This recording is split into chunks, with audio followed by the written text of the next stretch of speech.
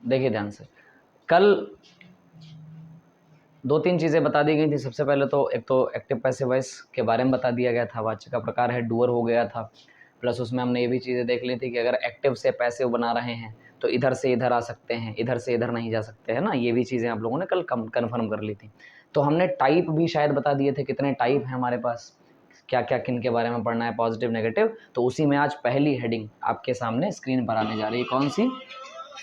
कौन सी? पॉजिटिव। ऊपर हेडिंग डाल दो सभी लोग, हाँ चलाते रहना। पॉजिटिव टाइप पैसिव वॉइस, ठीक है। पॉजिटिव टाइप पैसिव वॉइस बड़े सरल माने जाते हैं ये, ठीक है। हेलो, हाँ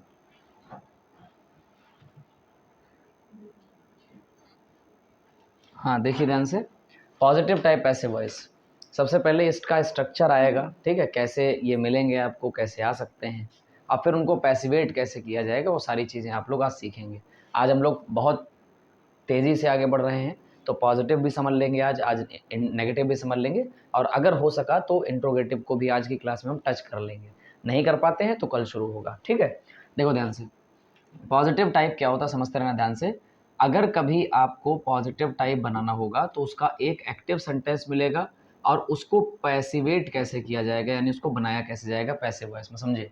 सबसे पहले पॉजिटिव में आपको एक सब्जेक्ट मिलेगा, सब्जेक्ट के बाद हो सकता है हेल्पिंग वर्ब लगी हो सकता है ना लगी हो। क्यों? क्योंकि सर अगर प्रेजेंट इंडेफिनिट का वाक्य होगा तो नहीं लगी होगी, सीधी सी बात है। और अगर पास्ट इंडेफिनिट का वाक्य होगा तो नहीं लगी होगी। क्यों? क्योंकि अगर पॉजिटिव टाइप है तो हम सभी लोगों को पता है कर्ता एक वचन होने पर एस एस आई एस का प्रयोग किया जाता है, और अगर इंडेफिनिट है पास्ट का तो कौन सी मुख्य क्रिया की सेकंड फॉर्म का यूज होता है, तो पता ही होगा सबको। तो हेल्पिंग वर्ब मिल भी सकती है, नहीं भी मिल सकती है। फिर क्या होगा, फिर एक मेन वर्ब आपको मिलेगी, और मेन वर्ब के बाद क्या मिलेगा, ऑब्जेक्ट मिलेगा, ठीक। सबसे पहला सबसे सरल बच्चों को पढ़ाया जाता है, जो बच्चों वाले सेंटेंस होते हैं वो यहीं से शुरू होते हैं, फिर हार्ड होते चले जाएंगे, ठीक है, समझना ध्यान से।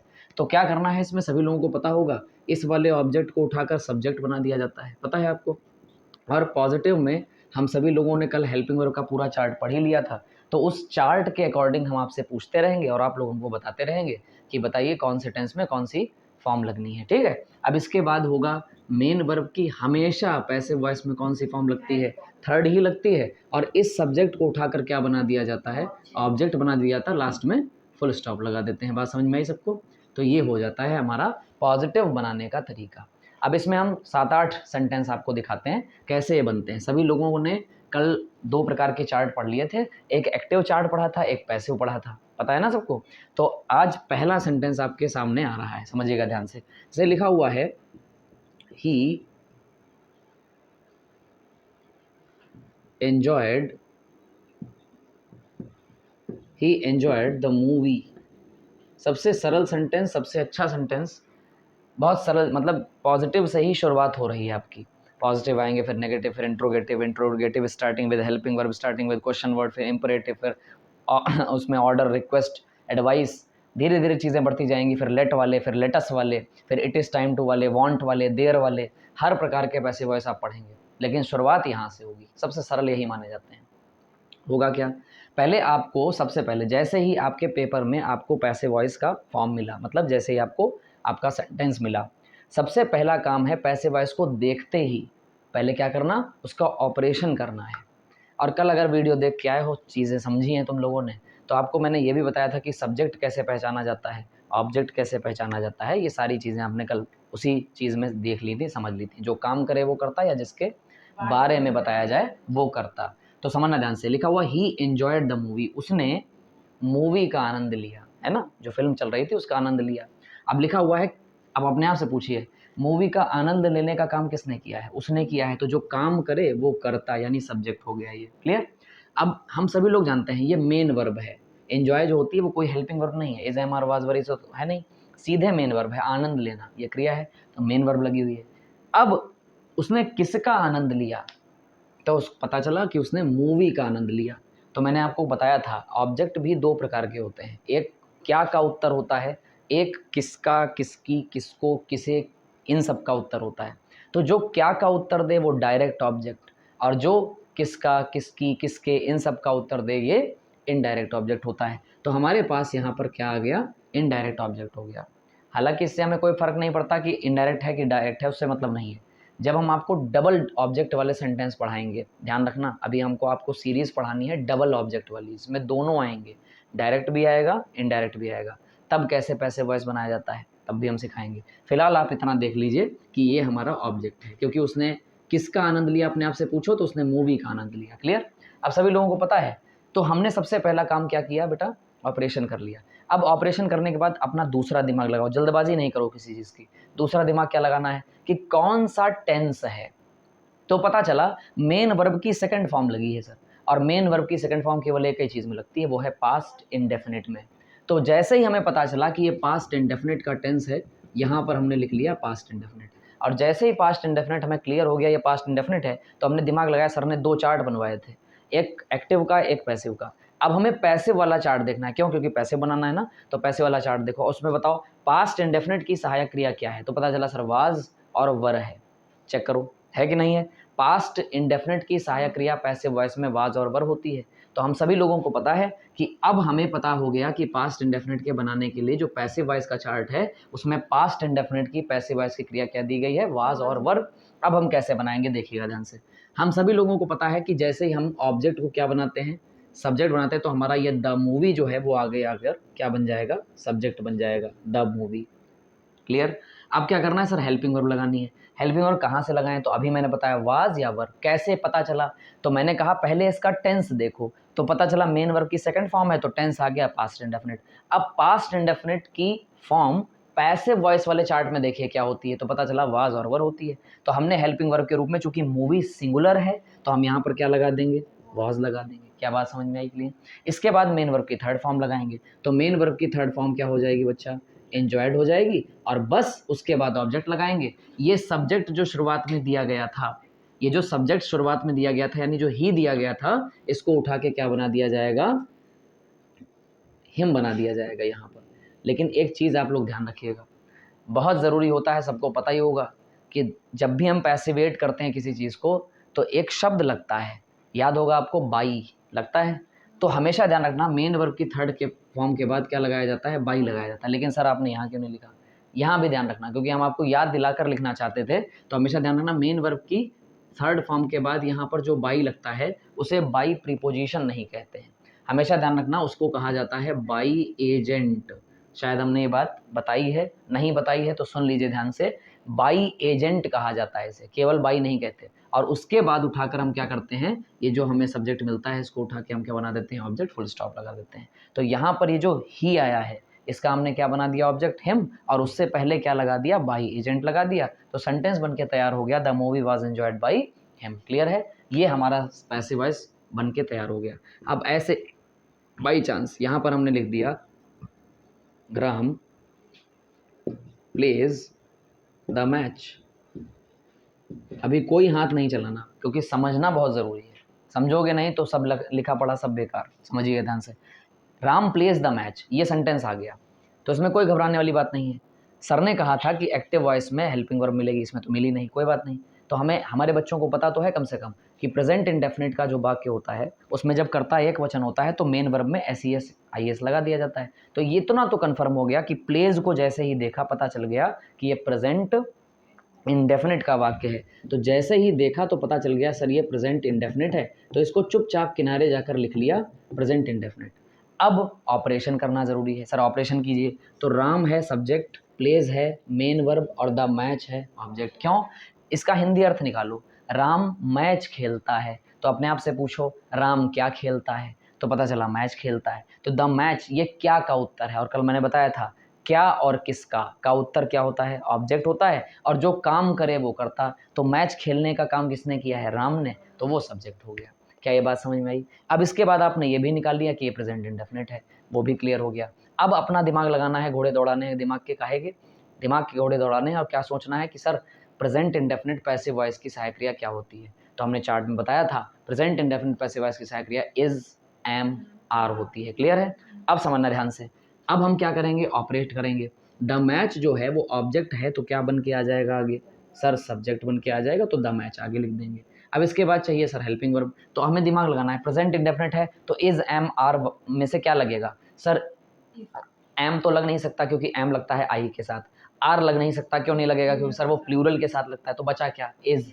तो जब मैच अकेला है, सिंगुलर है, तो इसके साथ हम इज लगाएंगे, ठीक है। और उसके बाद क्या करनी है सर, मेन वर्ब की थर्ड फॉर्म, तो मेन वर्ब यही तो है, तो प्लेज की थर्ड फॉर्म जब आ जाएगी तो हो जाएगी प्लेड, हो जाएगी, सही है, क्योंकि प्ले प्लेड और फिर प्लेड होता है, तो द मैच इज प्लेड। अब क्या करेंगे सर, बाई एजेंट लगा देंगे, तो बाई एजेंट आ गया, क्लियर। अब बाई एजेंट के लगाने के बाद जैसे सब्जेक्ट लिखा है वैसे ही हम क्या कर देंगे, नोट कर देंगे। क्या ये बात आपको समझ में आ गई है? अच्छा, हमेशा ध्यान रखना, जब नाम दिया होता है तो नाम चेंज नहीं होता है। हमने आपको कल चार्ट बनवाया था कि आई का मी में चेंज होता है, वी का अवर में चेंज होता है, यू का यू ही रहता है ना। इसी तरीके से ही का हिम में चेंज होता है, इट का इट ही रहता है, शी का हर में चेंज होता है, और लास्ट में दे का देम में चेंज होता है, बताया है, ये ध्यान रखना। तो जब नाम दे दिया जाएगा तो नाम को हम ऐसे रख देंगे, फुल स्टॉप लगा देंगे।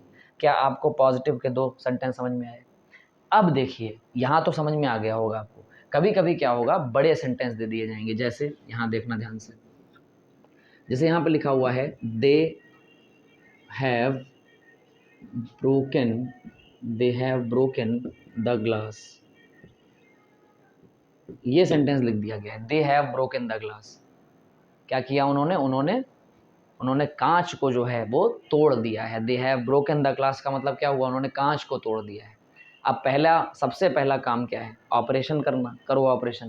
कांच तोड़ने का काम किन्होंने किया है, उन्होंने मतलब दे ने किया है, तो दे हो गया सब्जेक्ट, हैव क्या हो गया सर, हैव हो गई हेल्पिंग वर्ब, ब्रोकन क्या हो गई मेन वर्ब, और द ग्लास क्या हो गया, ऑब्जेक्ट हो गया।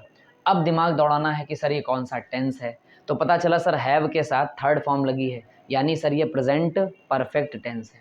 क्या है, प्रेजेंट परफेक्ट टेंस है। जब प्रेजेंट परफेक्ट है, हैव लिखा हुआ है, हैव ब्रोकन, तो प्रेजेंट परफेक्ट है, तो अब हमें दिमाग लगाना कि प्रेजेंट परफेक्ट पैसिव वॉइस की सहायक क्रिया क्या होती है, तो पता चला प्रेजेंट परफेक्ट पैसिव वॉइस की सहायक क्रिया हैज बीन, हैव बीन होती है, क्लियर। अब इसमें सहायक क्रिया डबल आ गई, कोई बात नहीं, डबल आ गई तो क्या दिक्कत है, समझना ध्यान से। उठाओगे द ग्लास को आगे ले आओगे, तो द ग्लास यहाँ पर आगे आ गया। उसके बाद क्या हुआ, ग्लास चूंकि अकेला है ना, पायल, यहाँ सॉरी पायल बता रहे पल्लवी, तो द ग्लास लिखा हुआ है, समझना ध्यान से। अब द ग्लास है तो हैव लिखा हुआ है। अच्छा, ये हैव पहले क्यों लिखा गया था, समझना ध्यान से, क्योंकि दे के अकॉर्डिंग हैव आया है, ठीक। अब नीचे देखो, यहाँ पर द ग्लास है, तो यहाँ पर सिंगुलर है, इसलिए हम क्या यूज़ करेंगे, हैज़ बीन में से और हैव बीन में से क्या लगाया जाएगा, हैज़ बीन लगाया जाएगा। तो पता चला पहले तो सब्जेक्ट आ गया, समझना ध्यान से, यहाँ पर आ गया द ग्लास के बाद यहाँ पर हेल्पिंग वर्ब आ गई, कौन सी, हैज़ बीन आ गई। अब यहाँ पर क्या लगाएंगे, मेन वर्ब की थर्ड फॉर्म लगाएंगे, तो मेन वर्ब की थर्ड फॉर्म पहले से लगी हुई है, कौन सी, क्योंकि फर्स्ट फॉर्म क्या होती है, ब्रेक, सेकंड फॉर्म क्या होती है, ब्रोक, और थर्ड फॉर्म क्या होती है, ब्रोकन। तो हम क्या करेंगे, हैज़ बीन लगा हुआ है, उसके बाद लगा देंगे सर ब्रोकन। अब क्या करेंगे बताओ भाई, मेन वर्ब की थर्ड फॉर्म लग गई, अब क्या लगाएंगे, बाई एजेंट लगाएंगे, तो सर बाई एजेंट लग गया, ठीक। अब क्या करेंगे सर, जो हमारा ऑब्जेक्ट है वो कहाँ से आएगा, सब्जेक्ट को ऑब्जेक्ट बनाया जाएगा, तो दे का ऑब्जेक्ट क्या आ जाएगा सर, सभी को पता है देम आ जाएगा। कितने लोगों को ये भी समझ में आ गया है, क्लियर है। एक सेंटेंस और यहाँ पर समझना ध्यान से, इससे भी बड़ा सेंटेंस हम एक बार दे दें, देखो ध्यान से, कितने 3 हो गए थे, चौथा सेंटेंस यहाँ पर देखो ध्यान से, जैसे दे दिया है, समझना ध्यान से, वी विल हैव confirmed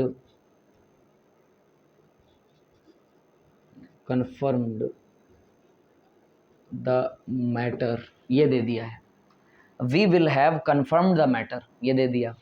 तो सबसे पहला काम हमारा दायित्व तो बनता है, घबराने की आवश्यकता नहीं, सबसे पहला क्या करेंगे, ऑपरेशन। कतई अपने मन में डॉक्टर बन जाओ, कतई इस चीज़ के पहले ऑपरेशन करेंगे। सबसे पहले वी क्या है, सब्जेक्ट, विल हैव क्या है, हेल्पिंग वर्ब, कन्फर्म्ड क्या है, मेन वर्ब, और द मैटर क्या है, ऑब्जेक्ट। अब दिमाग लगाना है कि सर विल हैव जो है, समझना ध्यान से, विल हैव के साथ कन्फर्म्ड यानी थर्ड फॉर्म आ रही है, तो हम सबको एक्टिव का चार्ट देखना है, और एक्टिव में सर विल हैव आती है फ्यूचर परफेक्ट में, बताओ हाँ या ना। इसका मतलब ये कौन सा टेंस है, फ्यूचर परफेक्ट है। अब अगर ये फ्यूचर परफेक्ट है तो कितने बच्चों को पता है, अब हमारा अगला दायित्व तो क्या है, सर फ्यूचर परफेक्ट की सहायक क्रिया पता करनी है, लेकिन किस चार्ट में, पैसिव वॉइस के चार्ट में। तो फ्यूचर परफेक्ट की सहायक क्रिया पैसिव वॉइस में क्या होती है? Will have been, shall have been, will have been, shall have been. अब सुनना मेरी बात ध्यान से, अब काम तो वही होना है, चाहे जितनी बड़ी सहायक क्रिया उससे क्या लेना देना यार, जहां पर हेल्पिंग वर्ब है वहां तो लगनी ही है। अब चाहे विल लगाओ चाहे विल हैव बीन लगाओ, क्या दिक्कत है? तो सबसे पहले क्या उठाएंगे? The matter. तो यहाँ पर सबसे पहले क्या आ गया, बोला करो साथ साथ, ताकि ऊर्जा बनी रहे। द मैटर आ गया। अब क्या लगाना है? Helping verb. तो बताना कैसे लगाएंगे सर? पहले टेंस पता करेंगे यहाँ से। इसका टेंस है फ्यूचर परफेक्ट। अब फ्यूचर परफेक्ट पैसिव वॉइस में सहायक क्रिया होती है will have been, shall have been. तो अब सुनिए, द मैटर के साथ क्या आएगा सर? विल हैव बीन आएगा। हमेशा ध्यान रखिएगा। एक चीज और कंफ्यूजन दूर कर दें, कभी भी आई और वी आए, क्या आए? आई और वी, तो उसके साथ शैल आता है, बाकी सबके साथ विल आता है। सुन लो ध्यान से, कभी भी अगर आई और वी आ जाए, यहाँ पर जैसे यहाँ पर लिखा होता मी लिखा होता और उसको हम आई बना रहे होते, तब उसमें हम करते शैल। तो आई और वी के सब्जेक्ट बनने पर, सुन लीजिए ध्यान से, किसके किसके? आई और वी के सब्जेक्ट बनने पर हमेशा शैल का प्रयोग होता है, बाकी सबके साथ विल का प्रयोग होता है। तो यहाँ पर तो द मैटर आया है तो शैल तो लगेगा नहीं, क्योंकि आई और वी के साथ आता है। तो क्या लग गया? Will have been. अब क्या लगेगा? मेन वर्ब की थर्ड फॉर्म। तो कौन सी मेन वर्ब की थर्ड फॉर्म? पहले ही लगी हुई है, कंफर्म्ड। तो कंफर्म्ड पहले से ही थर्ड फॉर्म है, तो यहाँ पर ऐसे ही इसको हम रख देंगे और फिर क्या लगा देंगे? बाई एजेंट लगा देंगे। तो सर बाई लिखेंगे, दरअसल इसका नाम है बाई एजेंट, लिखना आपको बाई ही है, समझ रहे हो? या नहीं पेपर में लिख के चले आ रहे बाई एजेंट, एजेंट नहीं, नाम दिया गया, जैसे आपका नाम है एक स्पेसिफिक, तो इसी तरीके से इसको बाई एजेंट नाम दिया था, हम ब्रैकेट में लिख दे रहे हैं, ठीक है? तो बाई लगा दिया। अब क्या चाहिए सर? ऑब्जेक्ट। तो ऑब्जेक्ट यही तो है सर, वी को उठा के ऑब्जेक्ट बनाएंगे, तो वी का क्या हो जाएगा? बताओ बताओ तो। हाँ, वी का अस हो जाएगा, ध्यान रखना। ऑब्जेक्टिव केस अस और पजेसिव केस अवर होता है, ध्यान रखना। तो यहाँ पर हो जाएगा बाई का अस। क्लियर है? ये ध्यान रखना, समझ गए? क्लियर है? अच्छा, एक बार फिर कंफर्म कर दें, कल वाली लिस्ट दिखाओ हमको, वो वाली जो हमने आई वी वाली बनवाई थी, कहाँ पे है? लाओ देखें। ओ देखो, यहाँ पर गलती हो गई, यहाँ पर गलती हो गई, मिस्टेक हो गई है, और कल हमसे धोखा हो गया, समझना ध्यान से। कोई बात नहीं, करेक्शन किए दे रहे हैं, इस वीडियो को देख रहे हो तो करेक्शन किए दे रहे। एक बार फिर से देख लो, आई का ऑब्जेक्ट क्या होता है? मी होता है, और वी का ऑब्जेक्ट हमेशा अस होता है, उसमें देखो अवर लिखा हुआ है, ये कल गलती हो गई थी, ठीक है? ध्यान रखना। वही बात, जल्दबाजी में थे, कल पता नहीं चला, तो चेक कर लो ना उसको, कल वाली जो चार्ट है उस पर चेक कर लेना कि वी का अस होता है हमेशा। वही हमने कहा कि आज वी आया हुआ है, हमने यहाँ अस का प्रयोग किया, फिर अचानक कल वाली फॉल्ट हमको याद आई, ठीक है? देख लो ध्यान से।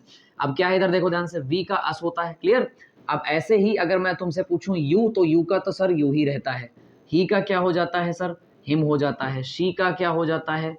हर हो जाता है, ठीक? इट का हमेशा इट ही रहता है, सुनते रहना, इट का हमेशा इट ही रहता है, और उसके बाद जो दे है उसका असर देम हो जाता है। ये चीज़ आप कंफर्म कर लीजिए। अगर कल वाली उसमें वीडियो में क्या हो गया कि इस चीज़ में गलती हो गई थी, क्या हो गया था कि सर यहाँ वी का अवर हो गया था, तो अस कर लीजिएगा। वी को किस में चेंज किया जाता है? अस में।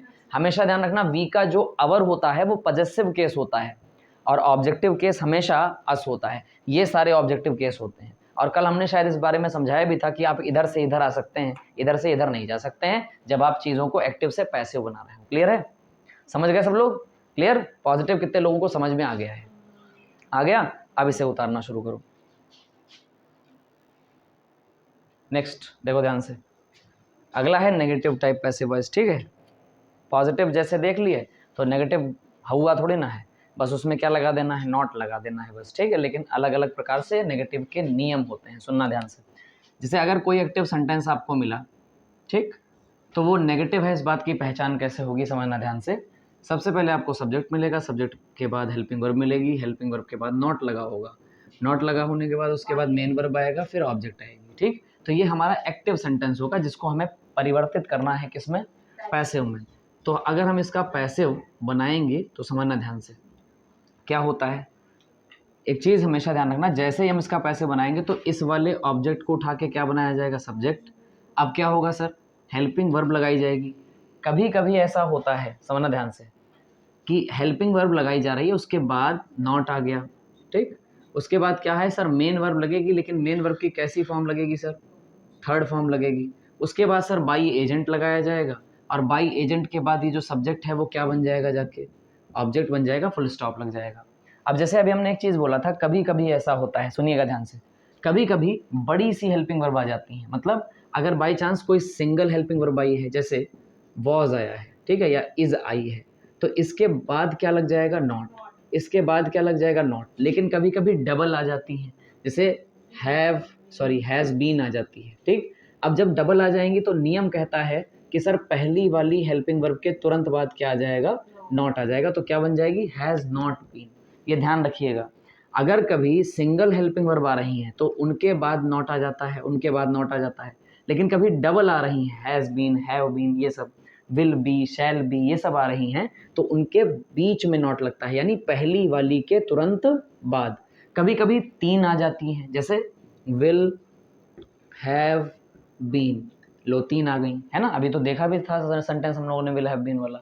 तब नियम क्या कहता है, हमेशा ध्यान रखिए, कैसी भी हेल्पिंग वर्ब आए, एक सिंगल आए, डबल आए या ट्रिपल आ जाए, कैसी भी आ जाए, तो पहली वाली के तुरंत बाद नॉट आता है, बस बात खत्म।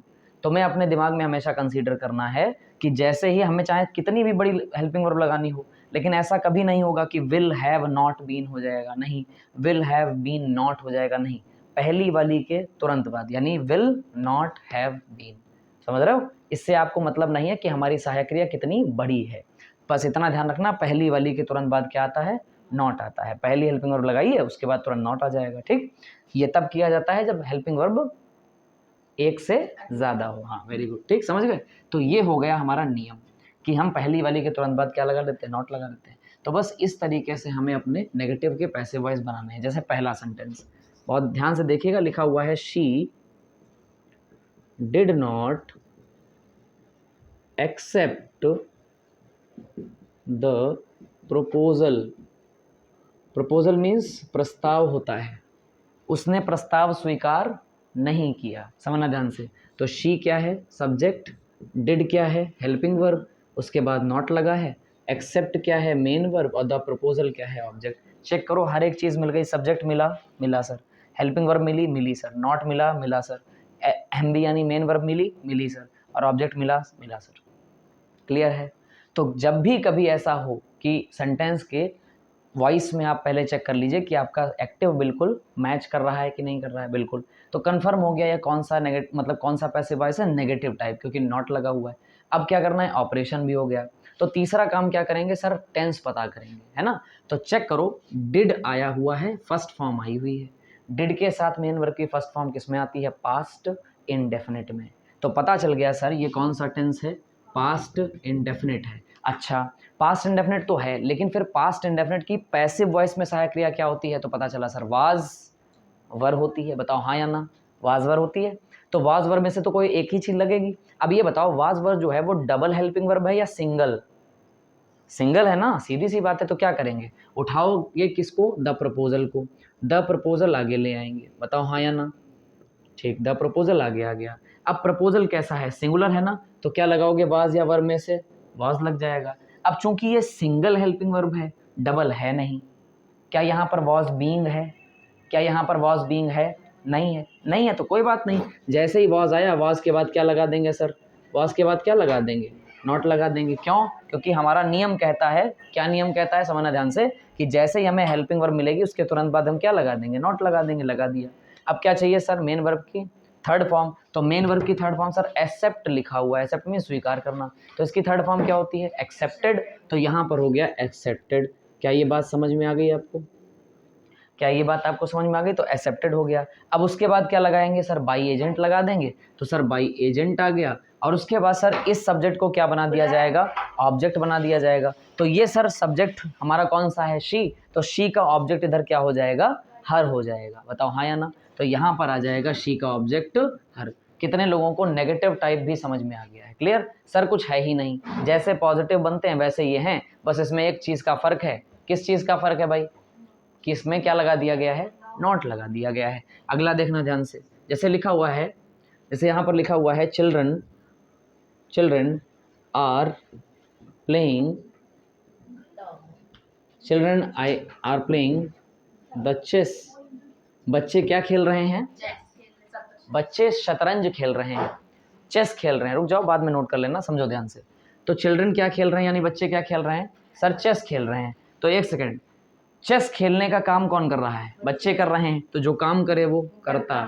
तो आर क्या हो गया सर, हेल्पिंग वर्ब, प्लेइंग क्या हो गई, मेन वर्ब, और द चेस क्या हो गया, ऑब्जेक्ट। बताओ हाँ या ना, बस हो गया, बात खत्म। तो उठाओ यहाँ पर द चेस, तो द चेस आ गया सर, आगे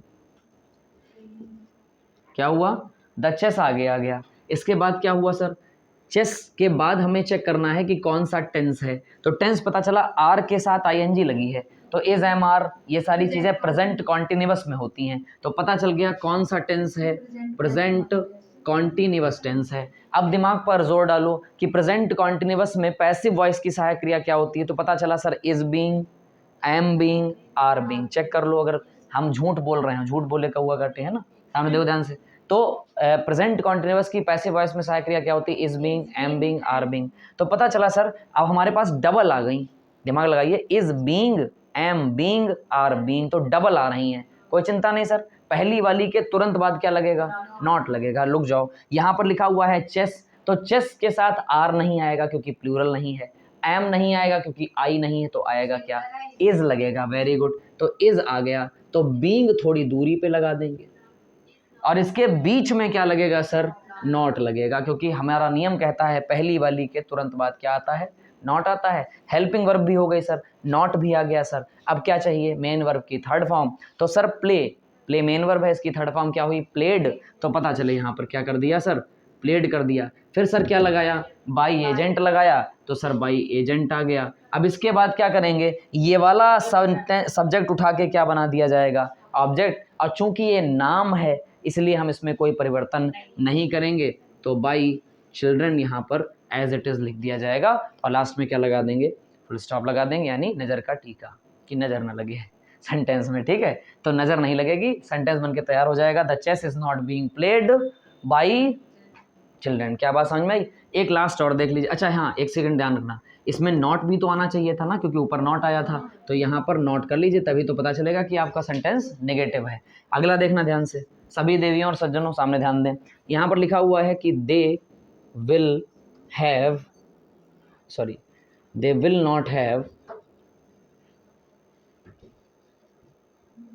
ड्रिवन द कार। क्या लिखा हुआ है, they will not have driven the car. अब समझना ध्यान से, सबसे पहला काम क्या करना है, ऑपरेशन करना है सर। तो दे क्या हो गया, सब्जेक्ट, विल और हैव ये दोनों चीजें क्या हो गई, हेल्पिंग वर्ब। तो चूंकि दो हेल्पिंग वर्ब आई हैं, तो पहली वाली को कह दो HV1 और दूसरी वाली को कह दो HV2, बात खत्म। बीच में नॉट तो आता ही है। फिर उसके बाद यहाँ पर ड्रिवन दिया गया है, ड्रिवन क्या है, मेन वर्ब, ड्रिवन क्या है, मेन वर्ब, और द कार क्या है बच्चा, ऑब्जेक्ट। बताओ हाँ या ना, बचाओ हाँ ना, क्लियर। अब यहाँ पर ऑपरेशन हो गया, तो अगला काम क्या करना है, अगला काम क्या करना है सर, पहचानना है कि कौन सा टेंस है। तो सभी लोगों को पता है जब विल हैव लगा है और थर्ड फॉर्म लगी है तो फ्यूचर परफेक्ट टेंस है। चेक करो एक्टिव वॉइस के चार्ट में, भाई एक्टिव वॉइस के चार्ट में विल हैव कहाँ पर है सर, विल हैव है फ्यूचर परफेक्ट में। तो अब अपने दिमाग में आपने कंफर्म कर लिया कि ये सेंटेंस कौन सा हो गया, फ्यूचर परफेक्ट हो गया। अब फ्यूचर परफेक्ट की पैसिव वॉइस में सहायक क्रिया बताइए क्या होती है। तो पता चला सर विल हैव बीन और शैल हैव बीन। चेक कर लो सब लोग, फ्यूचर परफेक्ट में यही होती है, will have been, shall have been. अब क्या करेंगे सर, सबसे पहले द कार को आगे लाएंगे, बताओ हाँ या ना। तो दकार यहाँ पर आ गया, तो यहाँ पर हो गया दकार। अच्छा दकार के लिए क्या लगाओगे, क्योंकि आई वी के साथ शैल लगता है, बाकी सबके साथ विल लगता है, लेकिन नहीं यहाँ पर तो तीन तीन आ रही हैं, विल हैव बीन, तीन आ गई ना। तो सबसे पहले क्या करेंगे, विल लिखेंगे, और चूंकि हमें नेगेटिव बनाना है, नेगेटिव बनाना है तो पहली वाली के तुरंत बाद नॉट आ गया, फिर बची हुई दोनों सहायक क्रिया लगा देंगे, हैव और बीन। बताओ हाँ या ना। और इसके बाद क्या करेंगे, the car will not have been. इसके बाद ड्रिवन पहले से ही थर्ड फॉर्म है, क्योंकि परफेक्ट में हमेशा से थर्ड फॉर्म लगती है, क्योंकि फर्स्ट फॉर्म क्या होती है अनुष्का सर, ड्राइव होती है, सेकंड फॉर्म ड्रोव होती है, और थर्ड फॉर्म जो होती है वो ड्रिवन होती है। तो यहाँ पर लगा दिया हमने ड्रिवन, जो पहले से ही थर्ड फॉर्म है, उसमें कोई चेंज करना नहीं। फिर लगा दिया सर कौन सा, बाई एजेंट, और फिर हमें ऑब्जेक्ट लाना जो कि सब्जेक्ट से बनेगा, तो दे का क्या हो जाएगा, देम हो जाएगा, तो बाई देम लगा देंगे। इस तरीके से हमारा नेगेटिव बनकर तैयार हो जाएगा। कितने लोगों ने सीख लिया, ये भी क्लियर है। तो इसमें कोई कंफ्यूजन नहीं होना चाहिए, ये क्लियर रखना अपने माइंड में बात। अब इसको आप अपनी तसल्ली से छाप सकते हैं, छापिए। देखो कल जब हम पूरा चीज़ें जो है पैसिव वॉइस के बारे में समझा रहे थे, तो एक चीज़ पर हमने आपको फोकस करवाया था, समझना ध्यान से, वो क्या है? उस चीज़ को कहते हैं एडवर्बियल, याद है? और एडवर्बियल 4 चीज़ों का उत्तर होता है, कौन सा? कब, कहाँ, क्यों और कैसे। ये चीज़ ध्यान रखना। क्या आप लोगों ने कल की वीडियो में देखा था इसको? अच्छा, कब का मतलब होता है व्हेन, कहाँ का मतलब होता है सर वेयर, क्यों माने होता है सर व्हाई, और कैसे मीन्स होता है हाउ। तो अगर आपके सेंटेंस में, सुनिएगा ध्यान से, एडवर्बियल को मैं रिकॉर्ड कर रहा हूँ, मैं चाहता हूँ कि हर व्यक्ति जो इस चीज़ को देख रहा है वो इस चीज़ पर फोकस करे कि कल जब हमने एडवर्बियल के बारे में बताया था तो उस एडवर्बियल में 4 चीज़ें बहुत इंपॉर्टेंट थी, कब, कहाँ, क्यों, कैसे, व्हेन, वेयर, व्हाई और हाउ। अगर आपके सेंटेंस में कोई भी शब्द, कोई भी ऐसा फ्रेज यानी वाक्यांश जो इन 4 चीज़ों का उत्तर देता है, उसको हम एडवर्बियल कहते हैं। और जब भी सेंटेंस में एडवर्बियल आ जाते हैं तो बच्चे कंफ्यूज हो जाते हैं कि सर एडवर्बियल जब आता है तो पैसिव कैसे बनाया जाता है। देखिए, आपकी इसी शंका का समाधान आज हम कर रहे हैं। देखो ध्यान से कि कभी भी अगर एडवर्बियल आएगा तो हम उस सेंटेंस को कैसे बनाएंगे। 2 मिनट का डिस्क्लेमर सुन लीजिए। कभी भी एडवर्बियल के आने पर सेंटेंस में कोई फ़र्क नहीं पड़ता, जैसे एक मूल सेंटेंस बनाया जाता है वैसे ही वो बनता है। और जब एडवर्बियल आ जाते हैं तो उन्हें एज इट इज़ सेंटेंस में लिख दिया जाता है, उसका कोई लेना देना पैसिव वॉइस से नहीं होता। अब कैसे ये होता है, सामने देखिए ध्यान से। जैसे लिखा हुआ है यहाँ पर कि he wrote a book, he wrote a book, ठीक है, यस्टरडे, ठीक है, समझना ध्यान से। क्या मतलब हुआ इस बात को? उसने लिखा उसने एक पुस्तक लिखी है, कब लिखी है? कल लिखी है। इसका मतलब ये हो गया, शुद्ध हिंदी वाक्य इसका निकालें तो उसने कल एक पुस्तक लिखी, उसने कल एक पुस्तक लिखी। सभी बच्चे जानते होंगे कि यस्टरडे और टुमारो में अंतर होता है। टुमारो जो होता है वो आने वाला कल होता है, यस्टरडे बीता हुआ कल होता है। अब सभी लोग सामने ध्यान देंगे कि ही जो होता है वो सब्जेक्ट है, रोट क्या है? मेन वर्ब, अब बुक क्या है? ऑब्जेक्ट, और यस्टरडे ये क्या है सर? ये एडवर्बियल है। क्यों? क्योंकि इसने कब का उत्तर दिया है। अब अपने आप से पूछिए कि उसने एक पुस्तक कब लिखी, तो आपको पता चलेगा उसने एक पुस्तक कल लिखी। ये जो कल है ना, ये एडवर्बियल है। क्यों? क्योंकि इसने किसका उत्तर दिया है? इसने कब का उत्तर दिया है। और अगर हमारे सेंटेंस में एडवर्बियल आ जाता है तो हम क्या करते हैं? कोई फर्क नहीं पड़ता उससे, हम जैसे अपना सेंटेंस बनाते हैं वैसे ही बनाएंगे। क्या सभी लोगों को पता है कि ये पॉजिटिव टाइप पैसिव वॉइस है? पता है सबको? ये पॉजिटिव टाइप पैसिव वॉइस है तो उसमें से क्या उठा लिया जाएगा सर? अब बुक उठा लिया जाएगा। अब चूंकि हम ऑपरेशन पूरा कर ही चुके हैं और हमें पता है कि मेन वर्ब की सेकंड फॉर्म जो है वो लगातार बताती है, किसी भी सेंटेंस में अगर मेन वर्ब की सेकंड फॉर्म लगी हो तो वो टेंस कौन सा होता है? Past indefinite. तो जो पास्ट इंडेफिनिट है तो हमने कंफर्म कर लिया कि ये पास्ट इंडेफिनिट टेंस है। और पास्ट इंडेफिनिट में हमेशा पैसिव वॉइस में सहायक क्रिया कौन सी लगती है? वाज और वर लगती है। तो अब बुक एक है तो इसके साथ क्या लगाओगे सर? इसके साथ वाज लगाएंगे। अब चूंकि रोट यानी लिखना, तो फर्स्ट फॉर्म होती है राइट, सेकंड फॉर्म होती है रोट और थर्ड फॉर्म होती है रिटन। पता है सबको? तो क्या करेंगे सर? अब बुक वॉज और थर्ड फॉर्म क्या लगा देंगे? रिटन लगा देंगे। फिर बाई एजेंट लगाएंगे और इस वाले ही को उठाकर क्या बना दिया जाएगा? ऑब्जेक्ट बना दिया जाएगा, तो बाई हिम हो जाएगा। अच्छा, एक चीज बच गई। क्या सर? यस्टरडे बच गया। कोई चिंता नहीं, इसे जहां लिखा गया है वहां लिख सकते हो। तो यहाँ पर यस्टरडे ऐसे ही एज इट इज उतार दिया जाएगा, इसमें कोई फर्क पड़ने वाला नहीं है। तो सेंटेंस बन गया, a book was written by him yesterday. अच्छा, एक बात बताओ सर, क्या इनको बाय हिम के पहले भी लिख सकते हैं? बिल्कुल लिख सकते हैं, कोई दिक्कत नहीं। अगर आप चाहें तो इस सेंटेंस को ऐसे बना सकते हो, a book was written, a book was written yesterday. पहले आप यस्टरडे लगा लीजिए, ठीक है, और उसके बाद लगा दीजिए बाई हिम।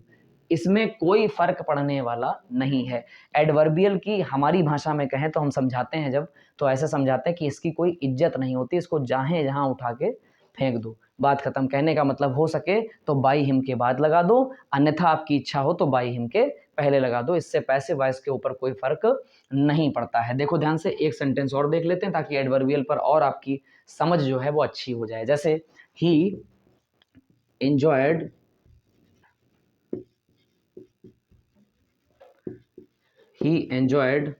द, अब बल्कि हम टेंस भी अब की चेंज किए दे रहे, लिखा हुआ है ही हैज़ एंजॉयड, ठीक है, he has enjoyed the party ठीक है, द पार्टी इन फिरोजाबाद। अब समझना ध्यान से, यहाँ पर लिखा हुआ है लो, सेंटेंस आ गया कि उसने एक पार्टी का आनंद लिया है, और कहाँ लिया है सर? फिरोजाबाद में। अब आपको पता चल गया, सर ने कहा था कब, कहाँ, क्यों, कैसे का उत्तर एडवर्बियल होता है, सही है। तो इसकी कोई इज्जत बेटा नहीं होती। तो सबसे पहले ऑपरेशन कर लीजिए, ही क्या है? सब्जेक्ट, हैज़ क्या है? हेल्पिंग वर्ब, एंजॉयड क्या है? मेन वर्ब, द पार्टी क्या है?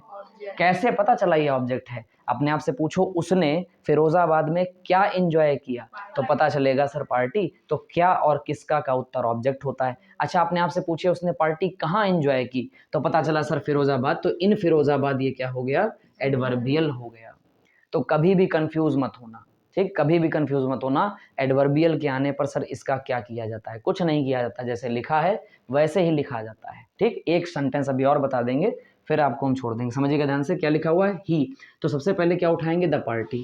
द पार्टी आ गया क्या ये बात आपको समझ में आई? अब सबसे पहले ऑपरेशन तो आपने कर ही लिया है, अब आप टेंस निकाल लीजिए। तो हैज़ के साथ थर्ड फॉर्म लगी है, यानी प्रेजेंट परफेक्ट टेंस है, तो हमने तुरंत इसके आगे लिख दिया क्या?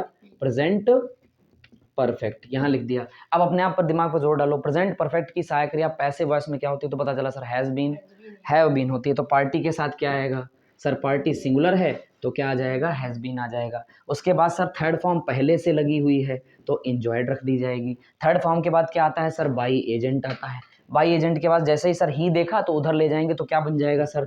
बाई हिम हो जाएगा। और फिर बचा हुआ एडवर्बियल ऐसे ही रख दिया जाएगा, क्या है सर? इन फिरोजाबाद। कितने लोगों को बात समझ में आई? क्लियर। अच्छा, यही अगर इन फिरोजाबाद पहले हो जाता कोई चिंता नहीं सर। कैसे बन जाता? The party has been enjoyed in Firozabad by him, ये हो जाता। तो इस पर कोई फर्क पड़ने वाला अनुष्का नहीं है।